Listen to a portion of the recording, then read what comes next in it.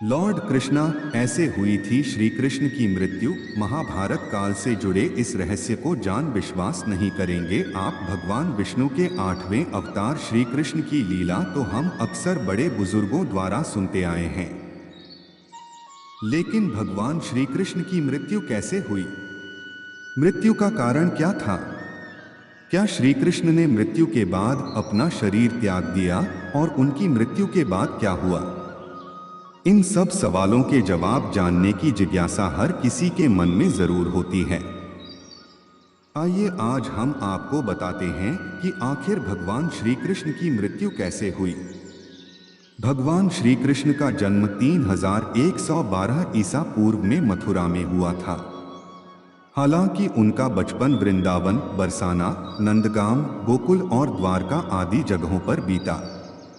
बताया जाता है कि महाभारत के युद्ध के बाद श्री कृष्ण ने द्वारका पर 36 वर्षों तक राज किया, जिसके बाद उन्होंने अपना देह त्याग दिया था। उस समय उनकी आयु 125 वर्ष थी। दरअसल उनकी मृत्यु के पीछे की वजह 2 श्राप हैं। आइए इनके बारे में जानते हैं। बताया जाता है कि महाभारत के युद्ध के बाद जब दुर्योधन और उसके सभी भाइयों का अंत हो गया तो उनकी माता गांधारी को अत्यधिक क्रोध आया। अपने बेटे के शव पर शोक व्यक्त करते हुए रणभूमि पर गांधारी ने श्री कृष्ण को 36 वर्षों के बाद मृत्यु का श्राप दे दिया। ये सुनकर पांडव चकित रह गए, लेकिन श्री कृष्ण ने मुस्कुराते हुए इस अभिशाप को स्वीकार कर लिया। इसके बाद ठीक 36 वर्षों के बाद उनकी मृत्यु हो गई। उनकी मृत्यु एक शिकारी के हाथों हुई। भागवत पुराण में बताया गया है कि एक बार श्री कृष्ण के पुत्र सांब ने शरारत करने की सोची। सांब अपने मित्रों के साथ एक स्त्री का वेश धारण कर ऋषिमुनियों से मिलने गए। स्त्री के वेश में सांब ने ऋषियों से कहा कि वह गर्भवती हैं।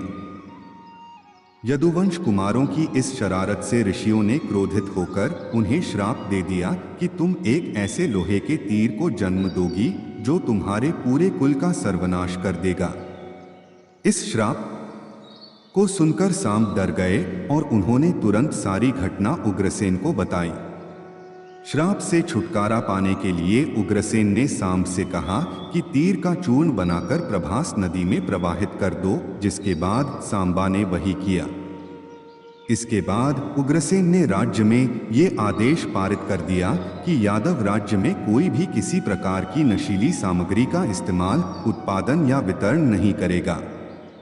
इस घटना के बाद द्वारका में कई अशुभ संकेत देखने को मिले, जिसमें सुदर्शन चक्र, बलराम के हल और श्री कृष्ण के शंख, रथ का अदृश्य हो जाना शामिल था। धीरे धीरे यहाँ अपराधों और पापों में भी बढ़ोतरी होने लगी और एक दिन सभी नगरवासी मदिरा के नशे में चूर हो गए और आपस में ही लड़ने मरने लगे। इस तरह सभी आपस में लड़कर मार गए। भागवत पुराण में बताया गया है कि एक दिन श्री कृष्ण पीपल के पेड़ के नीचे विश्राम कर रहे थे।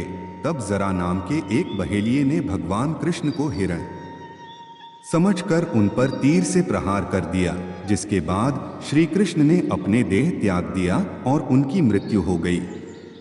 दरअसल इस तीर में उसी लोहे के तीर का अंश था जिसे सांब ने उग्रसेन के कहने पर चूर्ण बनाकर नदी में प्रवाहित कर दिया था। इस प्रकार ऋषि के श्राप के अनुसार ही समस्त यदुवंशियों का नाश हो गया। गांधारी के श्राप के अनुसार श्री कृष्ण की मृत्यु हो गई।